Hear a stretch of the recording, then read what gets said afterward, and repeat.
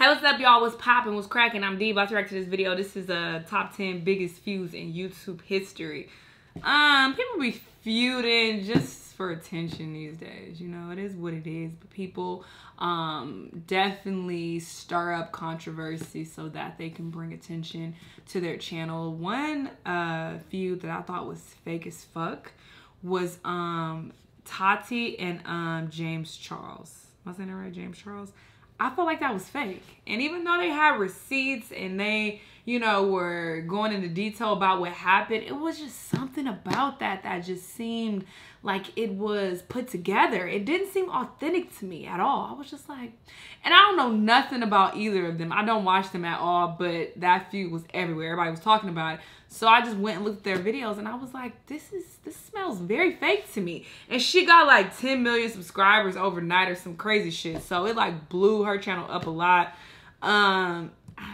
Maybe it was some truth to it. I'm not saying the whole thing was fake, but I feel like parts of it was definitely fucking orchestrated, and I feel like they blew it out of proportion so that it could get big and that it could go super viral and could, you know, amp up her subscribers and her sales for whatever, her company or whatever the fuck. So people, all this shit is fake. People doing all this shit for attention. Everything is very calculated. Stay woke. But anyway, let's see these top 10 biggest feuds. Let's watch. Number 10, Shane Dawson versus Logan Paul. When you imply that someone is a sociopath, you better have some hard proof to back it up. Shane Dawson did not. In 2018, Dawson released a controversial series called The Mind of Jake Paul, examining Jake's mindset and wasn't he a part of it? General. I didn't watch it. I think the idea of choosing sides and being like, oh, you're the bad guy. Oh, she's the bad guy. She's the bad guy.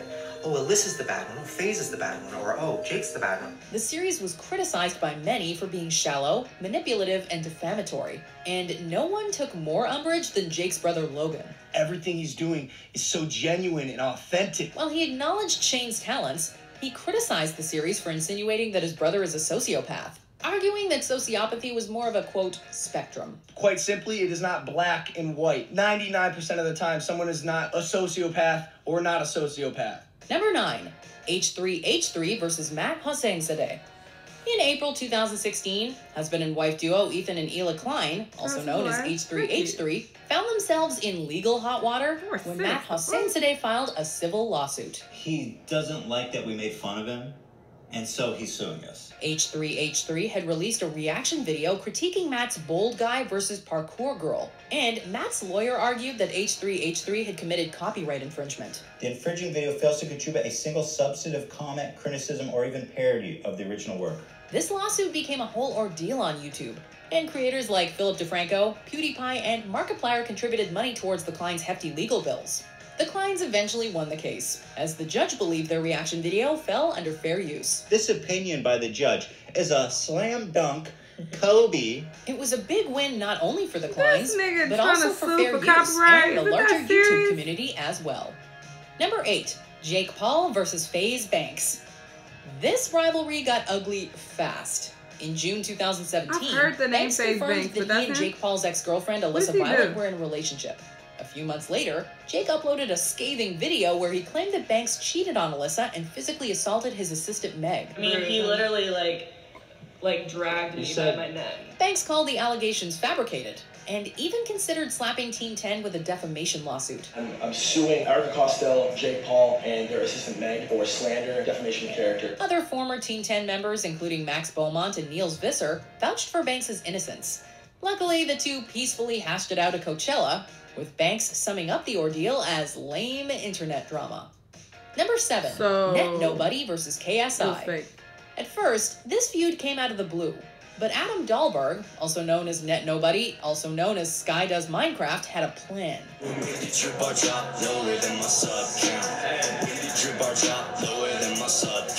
In 2017, he released a diss track against KSI titled Diss Track Ed.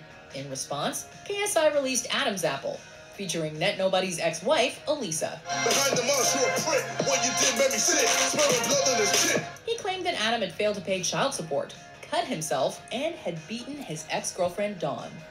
Then Net Nobody dropped the bomb. At the end of his final diss track, Bend the Knee, he revealed that he'd baited KSI to get Elisa involved in the midst of their custody battle, in order to retain custody of his child. It's fitting that he references Jon Snow and Bend the Knee because this is some Game of Thrones-esque manipulation right there. Number 6, Wait, I think I iDubbbz saw TV that. versus RiceGum. iDubbbz basically destroyed RiceGum's reputation in one video, and it was a thing of pure beauty. In October 2017, iDubbbz made a content cop about RiceGum, where he attacked RiceGum's disgusting comments about rape, shallow and greedy personality, and petty drama with other YouTubers, among other things. So try your best to remember. You're not a pimp, you're a borderline sex offender. At the end was Asian Jake Paul, a diss track so popular it reached number 24 on the Billboard Hip Hop Digital Songs chart. It's probably one of the fiercest and most eviscerating diss tracks in YouTube history. RiceGum responded with his own diss track, Frick the Police, but yeah, it didn't go so well. Well, none of the 1.2 million dislikes have anything to say. Number 5, Geoffrey Star versus Gabby Zamora, Manny MUA, Nikita Dragon, and Laura Lee. Who needs soap operas when you have the beauty vloggers of YouTube? Beauty drama exploded onto the mainstream in August 2018 when Geoffrey Star found himself on the defense against various beauty gurus. Some people tried to bully me and they really ended up ending themselves. It all started when Zamora brought up Star's controversial past on MySpace, tweeting, quote, "Imagine standing a racist? I could never." This tweet was favorited by fellow gurus Laura Lee and Manny MUA. But if you come at the king, you best not miss. And they missed a big time. Their plan backfired in spectacular fashion when fans started digging up their own racist social media posts, leading to a mass exodus of subscribers and numerous apology videos.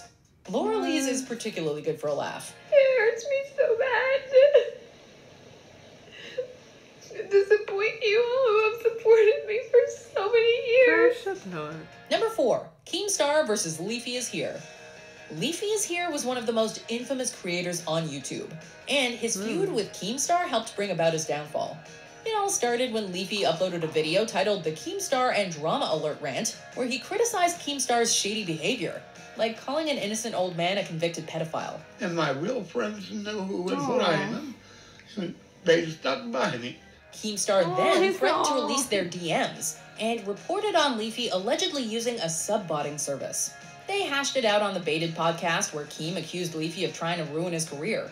Leafy later did an interview with Keemstar where he admitted that he started the feud for the attention and lucrative ad revenue. Number 3, James Charles versus Tati Westbrook. And to think, it all started with vitamins. On April 22nd, 2019, James promoted Sugar Bear Hair Vitamins, which competes with mentor Tati Westbrook's Halo Beauty.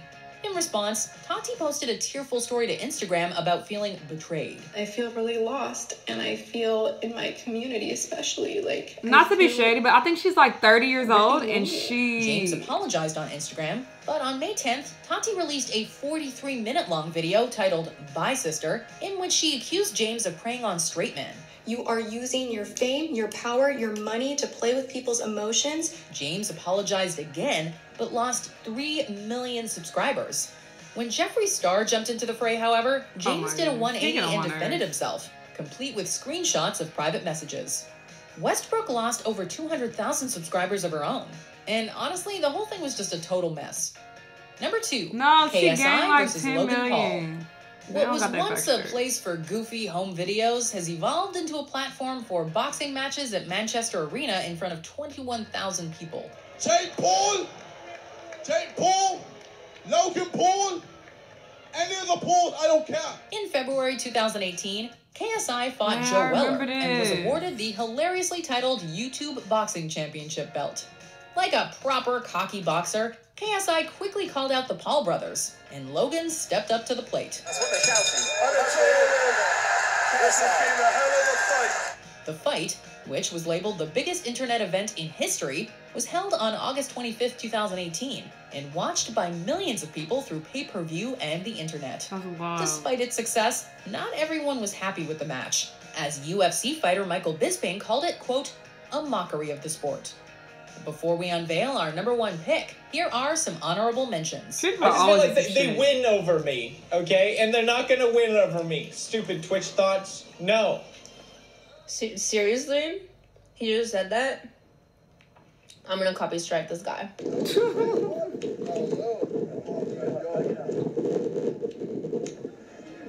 Not quite at the end yet. Almost there though. Just be sure to subscribe to our channel and ring the bell to be notified about our latest videos. Alright, back to business. Number 1. PewDiePie versus TSeries.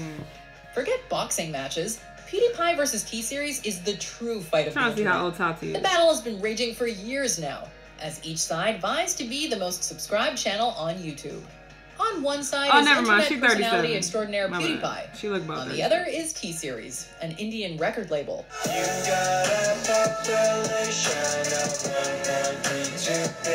Oh, Shane is 31.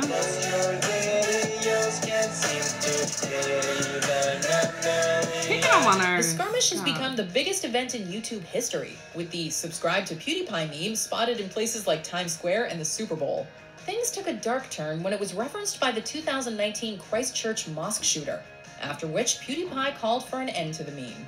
In March, TSeries finally surpassed him, leading to PewDiePie's sarcastic diss track, Congratulations. Niggas always in some shit. They always in some shit, always starting shit, just bored. Just make your money on YouTube and go. Like, what is the extras for? Like, what? Why are you beefing with people? Like, why? But again, a lot of this is orchestrated. A lot of this is put together so that they can get more attention, more money. Like, this should be set up. And I was shady towards Tati. She's not 30. She's 37. So, you know, I'll leave her alone. But I swear I saw somewhere that she was like 30. And I was like, whoa. But, you know, that's fine. She looked about 37. Anyway, why was she really close friends with a 20-year-old, though? I think that's kind of weird. Am I tripping? Like, you're 37 and you're really, really close with a 20-year-old. But maybe she had like a mentor relationship with him, but I don't know. It seemed, the videos that I watched about them, it seemed very friendship-like. Like they were close friends. Like they talked all the time. It was whatever. Anyway, yeah, sure. These are their feuds, I guess. Let me know what y'all thought about it. Let me know what other videos you want me to react to, and I'll see you in the next one. Bye.